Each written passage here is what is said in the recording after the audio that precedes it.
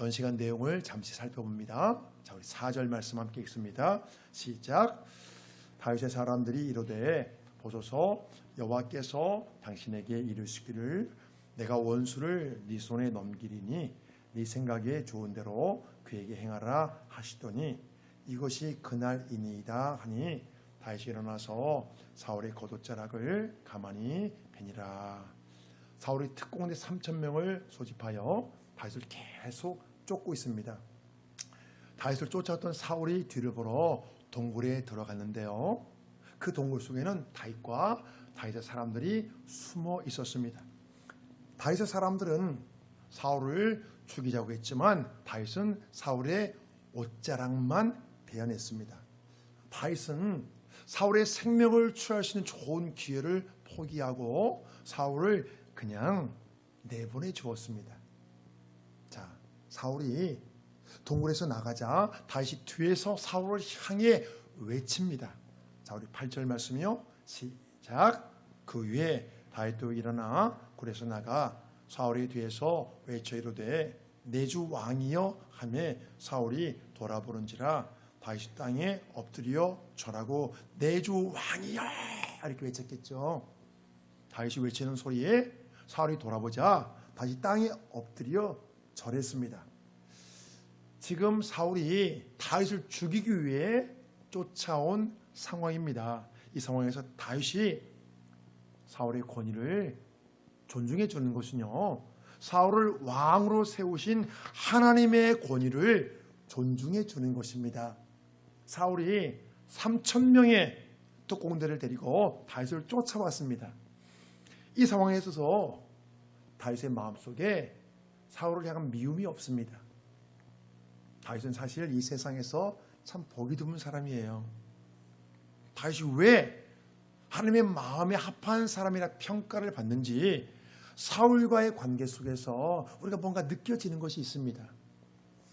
다윗은 사울과의 관계를 단지 사람 사이의 관계로만 생각하는 것이 아닙니다. 다윗과 사울의 관계 속에 나와 너의 관계 속에 하나님이 계시다는 것입니다. 하나님이 사울을 왕으로 세웠기에 내가 사울을 존중하고 공경하겠다는 것입니다. 다시 철저히 하나님 중심이기에 복수심의 노예가 되지 않습니다. 그래서 자신을 죽이려고 쫓아온 사울에게 내 주 왕이여 부르며 엎드려 최고의 예를 갖추는 것입니다. 그런 마음이 없으면 이렇게 할 수가 없죠. 나를 죽이려고 3,000명의 특공대를 데리고 쫓아왔습니다.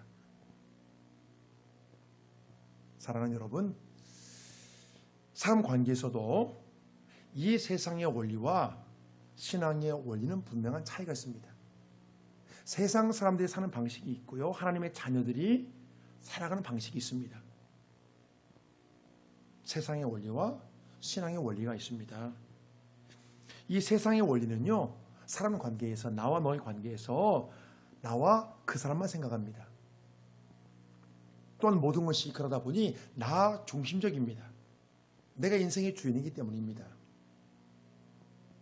신앙의 원리에 따라 우리가 분별하면요, 모든 사람 관계는 그 사이에 하나님이 계시다는 것입니다. 사람 관계에서 하나님을 의식하지 않고 나와 상대방만 생각하면 우리가 어떻게 될까요? 나와 그 사람만 생각해요. 그러면 모든 것을 나 중심적으로 판단하고 나 중심적으로 결정하기 쉽습니다. 사람의 타고난 본성은요, 다 자기 중심적이에요. 어린아이 봐보세요. 얼마나 어린아이들 다 자기 중심적이에요. 나만 이뻐해달라고 그러잖아요. 나한테만 잘해달라고 그러잖아요. 어린아이들. 그게 우리의 본성이거든요. 사람은 지극히 자기 중심적입니다. 타고난 본성은 그래요. 그래서 하나님을 의식하지 않고 나와 상대방을 생각하면요, 내 유익을 먼저 따지고 내 감정적으로 나 좋은 대로만 행동하기 쉽다는 것입니다. 이것은 결코 신앙의 원리라고 말할 수 없습니다. 나와 상대방 관계 속에 하나님이 계시다는 것을 인정하면요, 나 편한 대로, 나 좋은 대로 막 나갈 수 없습니다. 바로 이것이 하나님을 믿는 사람과 믿지 않는 사람들의 가장 큰 차이점입니다. 또한 이것이 다윗과 사울의 차이점이라고 말할 수 있습니다.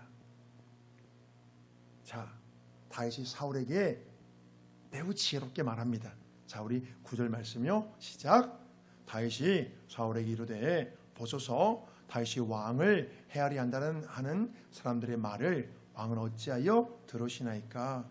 오늘 여호와께서 그래서 왕을 내 손에 넘기신 것을 왕이 아셨을 것이니이다. 어떤 사람이 나를 권하여 왕을 죽이라 하였으나 내가 왕을 아껴 말하기를 나는 내 손을 들어 내 주를 해야지 아니하리니 그런 여호와의 기름 부음을 받은 자이기 때문이라 하였나이다. 자, 다윗이 말합니다. 조금 전에 동굴에서 내가 사울 왕을 죽이시는 좋은 기회가 있었습니다.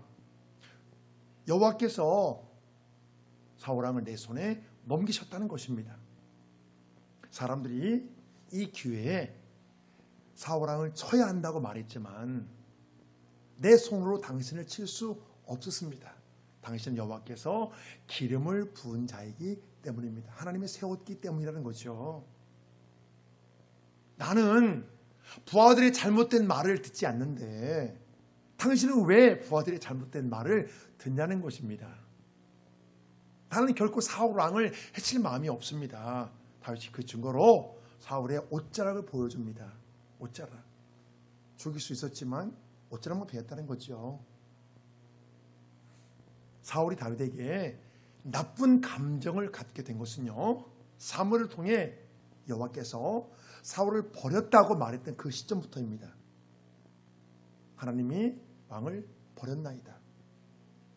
그 이후로 사울은 다윗에게 왕국이 넘어가게 될 것을 염려했습니다. 그 상황에서 다윗이 모든 전쟁에서 승리하며 위상이 높아지자 사울 주변 사람들 중에 다윗을 질투하는 사람들이 생겼습니다. 그 사람들이 다윗을 거짓말로 모함하자 사울이 결국 거짓의 아비인 다윗의 시험에 넘어간 것입니다. 이게 여러분 굉장히 중요한 부분이에요.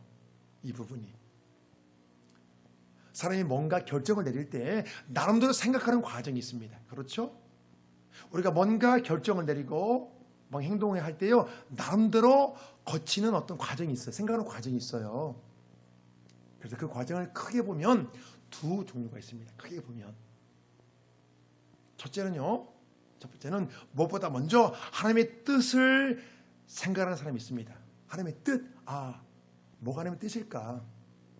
어떻게 하나님의 뜻이지? 하나님의 뜻을 생각하는 사람이 있어요. 첫 번째로. 두 번째는 무엇이 나에게 유익인지 나의 유익을 먼저 생각하는 사람이 있습니다. 어떻게 난 좋지? 어떻게 좋을까? 어떻게 내가 좀 더 편하고 좋을까? 이걸 먼저 생각하는 사람이 있습니다. 사랑하는 여러분, 어떤 걸 먼저 생각하세요? 뭔가 생각하고 결정하기 전에 하나님의 뜻을 먼저 생각하십니까? 나의 유익을 먼저 생각하십니까? 자, 나의 유익을 먼저 생각하는 이 과정에서 마귀의 시험이 발생할 수 있습니다. 마귀의 시험. 사울이 하나님의 뜻보다 자신의 유익에만 집착하는 사람이기에 다윗을 모함하는 그 소리가 귀에 쏙쏙쏙 더 잘 들렸던 것입니다. 그래서 자신의 유익에 집착하는 사람은요, 마귀의 시험하기에 참 좋은 대상인 거예요. 유익. 그래서 말을 꾸며서 수사수사수사 그 사람 이렇게 하면 그래? 정말이야? 이렇게 하는 거죠. 또 그것이 내 마음 속에서도 일어나죠. 마귀가 수사수사 하는 거예요. 이렇게 그게 너의 유익이야? 그러면 그래? 거기에 싹 넘어가는 거예요.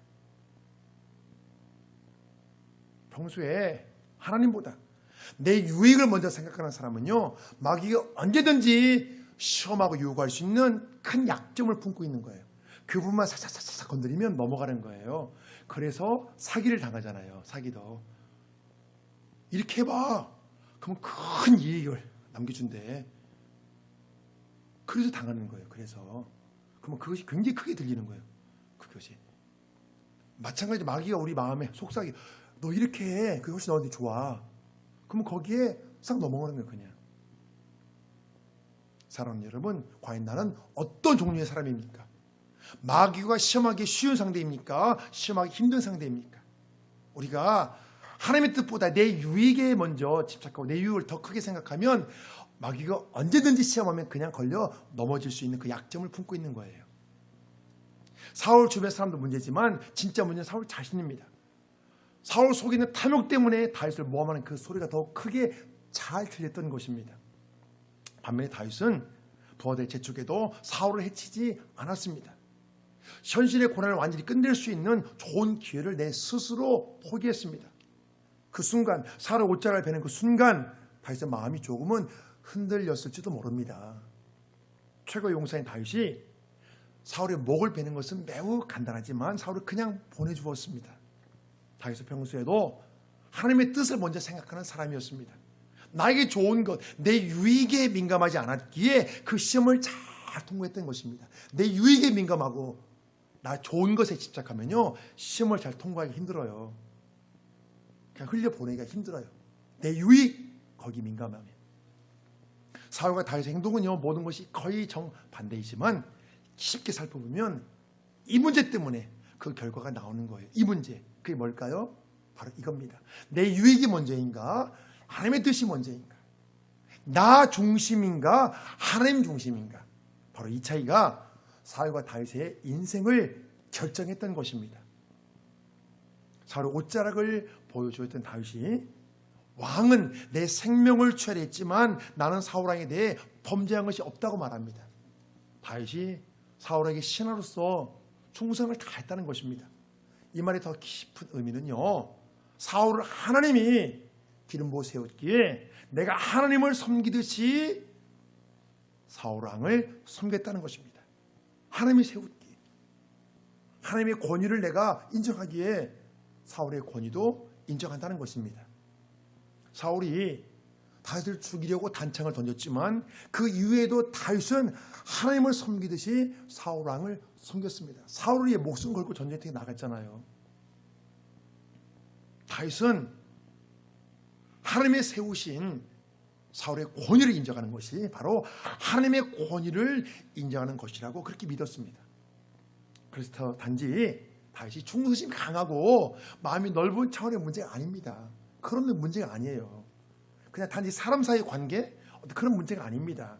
다윗이 하나님의 절대 주권 앞에 얼마나 순복했는지 우리가 이것을 봐야 돼요. 사랑하는 여러분, 우리가 말씀을 보실 때 사건만 보시면 안 돼요. 그것은 이 세상의 방식입니다.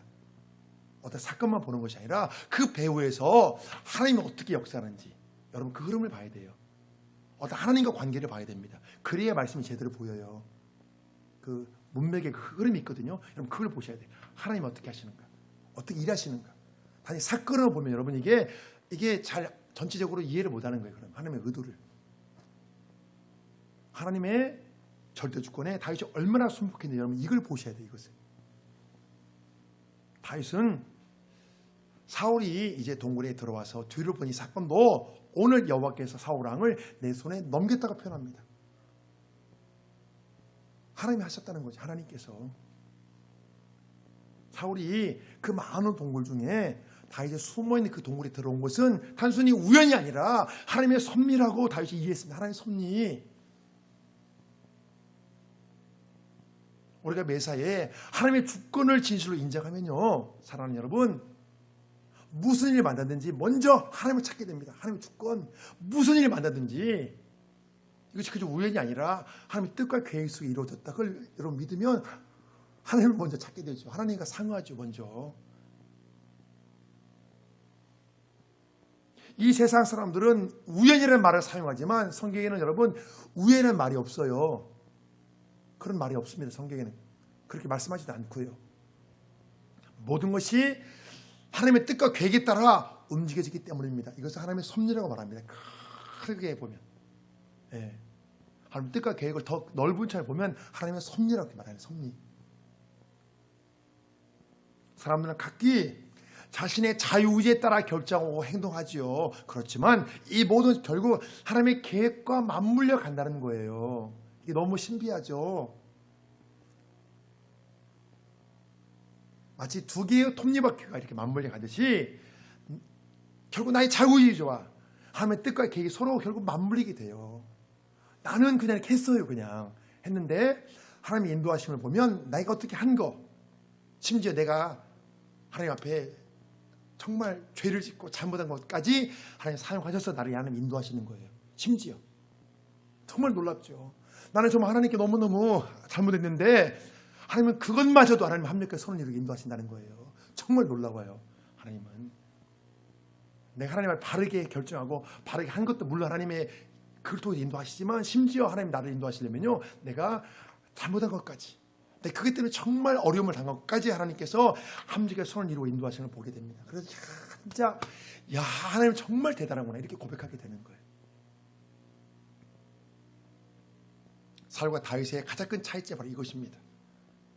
사울의 머리에는 하나님의 절대 주권이라는 이 개념이 없어요. 이게 없습니다. 이 개념이 없으니까 매사에 자기 마음대로 행동합니다. 왕이라는 최고 권력을 하나님이 주셨는데 오직 자신을 위해서만 그 권력을 남용합니다. 이 개념이 없으니까. 반면에 다윗은 하나님의 절대 주권 사상으로 무장되어 있기에 결국 마음대로 행동할 수 없습니다. 하나님 비록 우리에게 자유의지를 줬죠. 그렇지만 하나님의 절대 주권 사상을 생각하면 마음대로 행동할 수가 없는 거예요. 과연 무엇이 하나님의 뜻인지, 하나님이 무엇을 원하시는지 매사 이것을 먼저 살펴볼 수밖에 없습니다. 하나님이 사울을 세우셨기에 다윗에게 사울의 생명은요, 그 어떤 경우에도 함부로 손댈 수 없는 불가침의 영역이었습니다. 어떤 경우에 손댈 수 없는 영역. 그래서 다윗이 놀라운 선포를 합니다. 자, 12절이요. 시작. 여호와께서 나와 왕 사이를 판단하사 여호와께서 나를 위하여 왕에게 보복하시느니와 내 손으로 왕을 해야지 않겠나이다. 여호와께서 나와 왕 사이를 판단하사, 사울이 다윗을 죽이려고 쫓아온 상황에서도 다윗이 하나님을 계속 의식합니다. 하나님 의식해. 판단하사, 이 모든 상황 하나님께서 보고 계시고 아신다는 거지요. 다윗이 상황에 매몰당하지 않고 이토록 차분하고 의연한 것은요, 나를 죽이려고 사울이 3,000명의 병사를 이끌고 쫓아왔잖아요. 그 상황에서 다윗이 이토록 차분하고 의연한 것은요, 지금 다윗이 하나님을 바라보기 때문이에요. 이게 얼마나 사실 얼마나 이게 화가 날 상황입니까? 하나님을 바라보니까 그 상황에 매몰되지 않는 거예요. 내 모든 걸 하나님 다 아신다는 것입니다. 다윗은 이것을 확실히 믿고 있었습니다. 사랑하는 여러분, 우리가 어떤 상황에 매몰되지 않기 위해서는요, 이 모든 나의 상황, 이 어려움을 하나님 다 아신다는 것을 우리가 확실히 믿고, 그리고 확실히 여러분 고백할 수 있어야 돼요. 하나님 다 아신다. 다윗이 내 힘으로 보복하지 않고 하나님께 맡기겠다는 것은요, 지금 하나님께 맡기겠다는 거잖아요. 그것은요, 복수의 권한이 하나님께 있다는 것을 인정하는 성숙한 신앙 고백입니다. 공의 하나님이 이 세상의 재판장이시기 때문이죠. 재판장. 다윗이 15절에서도 그 다음 절에서도 이렇게 고백해요. 똑같은 말을 합니다. 자, 우리 15절 말씀이요. 자, 시작. 그런즉 여호와께서 재판장이 되어 나와 왕 사이에 심판하사 나의 사정을 살피어 억울함을 풀어주시고 나를 왕의 손에서 건지시기를 원하나이다 하니라. 자, 반복되는 다윗의 표현을 통해서 다윗의 생각을 우리가 세밀하게 파악할 수 있어요. 여호와께서 재판장이 되어주셔서, 재판장 공의 하나님 재판장이 되어주셔서 나와 왕 사이를 판결하사 보복해 주실 거라는 것입니다. 사실 이 표현처럼 두렵고 떨리는 것이 없어요. 다윗이 공의 하나님을 철저히 신뢰한다는 것은요, 이 모든 것을 하나님이 다 아신다고 확실히 믿기 때문이에요. 하나님이 다 아신다. 사랑하는 여러분, 이 말씀 굉장히 두렵고 떨리는 거예요. 하나님이 다 아신다. 모든 것을. 내 모든 하나님이 다 아신다. 사랑하는 여러분, 이 고백, 내 모든 것을 하나님이 다 아신다. 이 고백이 우리 신앙의 기초입니다. 하나님 다 아신다. 이게 신앙의 기초예요. 내 마음도 다 아시고 내 형편도 다 아신다. 여러분, 이게 굉장히 중요한 신앙 고백입니다. 하나님 다 아신다. 사울이 다윗에게 목숨을 비쳤습니다. 이 상황에서 사울과 다윗의 상황이 서로 역전되고 있다는 것을 암시해요. 역전되고 있어요. 상황이에요. 이때부터 상황이 점점점 역전됩니다. 자, 그래서 사울이 지금 큰 충격을 받았습니다. 자, 16절 말씀이요. 시작. 다윗이 사울에게 이것저 말하기를 마침에 사울이 이르되 내 아들 다윗아 이것이 네 목소리냐 하고 소리를 높여 울며 다윗에게 이르되 나는 너를 학대하되 너는 나를 선대하니 너는 나보다 의롭도다. 네가 나 선대한 것을 오늘 나타냈나니 여호와께서 나를 네 손에 넘기셨으나 네가 나를 죽이지 아니하였도다. 내 아들 다윗아, 내 아들 다윗아. 사울이 지금까지 다윗 이렇게 친근하게 부른 적이 없습니다. 굉장히 지금 친근하게 부른 거예요. 내 아들 다윗아. 지금 사울이 손을 펴 울며 다윗에게 말합니다. 내 아들 다윗아 이렇게 했죠. 다윗이 자신의 결백을 주장하는 말이 모두 맞잖아요. 모두 맞으니까 사울이 마음에 찔림을 받고 감정이 푹 받쳐 눈물을 흘린 것입니다. 이 상황을 통해 다윗에게 죄가 없다는 것이 분명히 밝혀졌습니다. 나는 너를 학대하되 너는 나를 선대하니 너는 나보다 의롭도다. 사울 자신이 악하지만 다윗은 선하고 의롭다는 것을 사울이 증명합니다. 사랑하는 여러분, 우리가 참으로 대적하는 우리와 반대편에 있는 그런 관계의 사람이 우리를 이렇게 평가해 주면 얼마나 좋을까요? 나는 악하지만 너는 선하고 의롭다. 이렇게 말할 수 있다면 그 사람은 정말 여러분 정말 성공한 거지요. 그렇게 만약에 나에게 말해줄 수 있다면.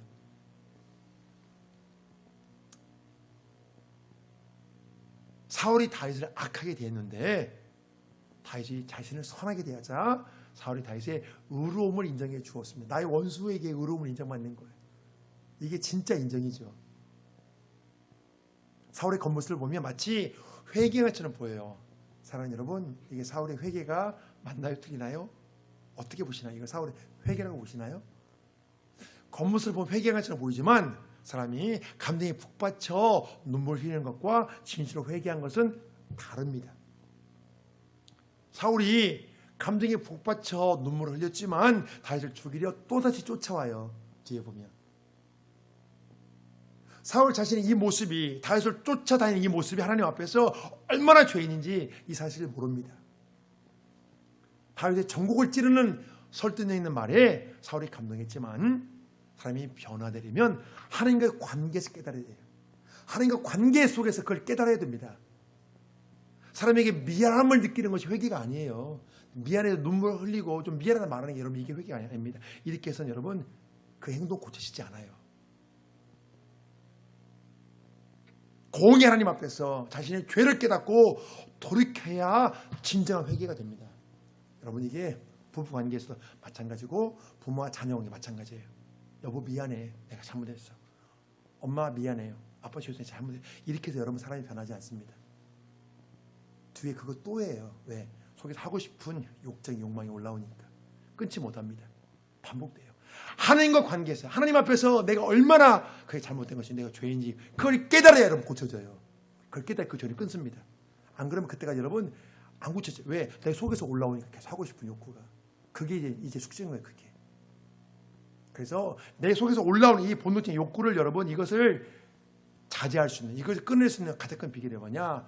공의 하나님 앞에서 이것이 얼마나 무서운 죄인지, 이것이 얼마나 잘못된지 그걸 철저히 깨달아야 두려워서 그걸 여러분 끊게 됩니다. 왜? 하나님이 다 아시잖아요. 그것을 너무나 두려운 거예요. 그 욕정이 올라오는 것만으로 여러분 두려운 거예요. 마음이. 하나님 다 아시니까. 그래야 여러분 그것을 끊어낼 수 있는 거예요. 지금 사울의 말을 보면 그 말이 얼마나 번지는지 몰라요. 자, 우리 19절 말씀 보십니다. 시작. 사람이 그의 원수를 만나면 그를 평안히 가게 하겠느냐? 네가 오늘 내게 행한 일로 말미암아 여호와께서 네게 손으로 갚으시기를 원하노라. 보라, 나는 네가 반드시 왕이 될 것을 알고 이스라엘 나라가 네 손에 견고히 설 것을 아노니. 사울이 다윗의 선에게 감동을 받은 것은 사실입니다. 중요한 것은요, 다윗이 왕이 될 것을 사울이 알고 다윗을 죽이려 했다는 거예요. 이게 뭘 뜻하죠? 바로 이것이 사울이 하나님을 대적하는 명백한 증거입니다. 사울은 다윗에게 내 자손을 지켜달라고 부탁하는 차원이 아닌 여호와의 이름으로 맹세하라고 강요합니다. 맹세하라는 거예요. 여호와 이름으로 네가 왕이 돼도 내 자손을 지켜달라, 보복하지 않겠다. 자, 사울의 문제는요, 다윗에게 맹세를 강요해놓고 사울 자신은 다윗을 죽이려 또 쫓아간다는 거예요. 또 쫓아가거든요.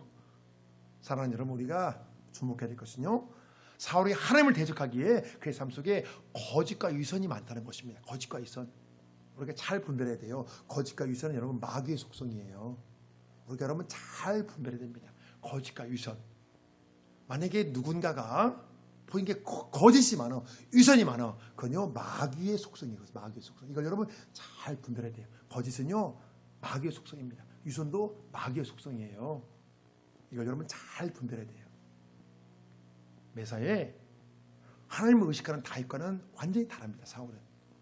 사울과 다윗의 모습을 보면 모든 것이 마치 정반대처럼 느껴져요. 정반대. 사울이 하나님께 불순종한 대표적인 왕으로 여러분 그렇게 평가받는 반면에 다윗은요 하나님 마음이 아파한 대표적인 왕으로 평가받습니다. 너무나 정반대죠.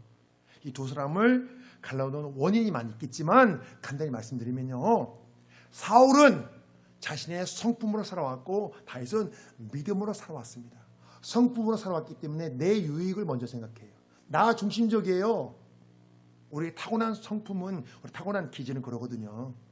그런데 다윗은 믿음으로 살았습니다. 그렇기 때문에 내 유익보다 하나님의 뜻을 먼저 생각하고 하나님 중심으로 생각합니다. 믿음으로 살았기 때문에. 여러분 이것이 갈라놓은 거예요. 사실 사람의 성품은 한계가 있습니다. 본래 타고난 성품으로 원수를 용서하는 건 여러분 정말 힘든 문제예요. 이거 정말 어려운 것입니다.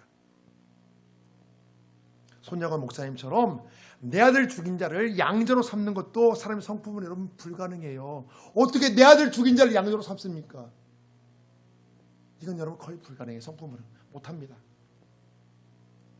원수를 용서하고 악을 손으로 갚는 것이 신앙인의 덕목이죠. 너무나 중요한 덕목이죠. 그렇지만 사랑하는 여러분, 내 모든 것을 하나님이 다 아신다는 이 믿음이 더 먼저입니다. 여러분 요게 선언이 돼야 돼요. 이 믿음이.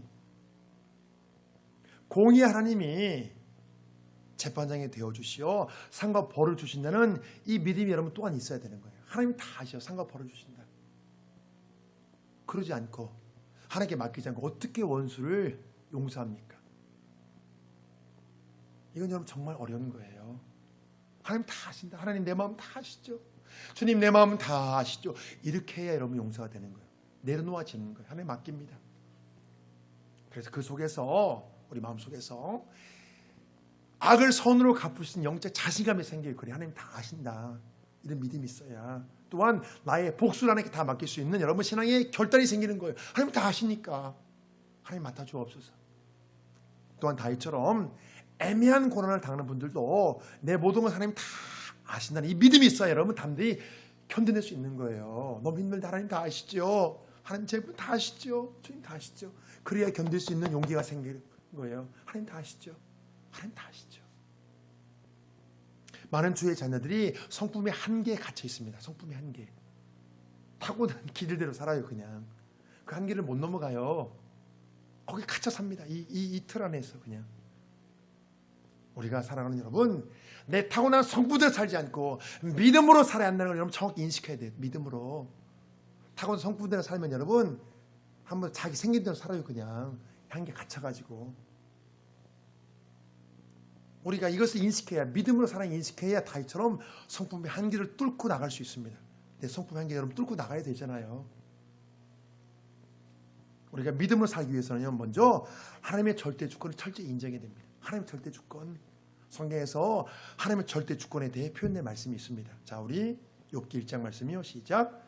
욥이 일어나 겉옷을 찢고 머리털을 밀고 땅에 엎드려 예배하며 이르되 내가 모태에서 알몸으로 나와 싸운즉 또한 알몸이 그리로 돌아가올지라. 주시니도 여호와시요 거두시니도 여호와시오니 여호와 이름이 찬송을 받을지니이다. 아멘. 욥이 가장 소중한 모든 걸 다 잃고 고백하는 내용이에요. 나의 가장 소중한 걸 다 잃고 고백합니다.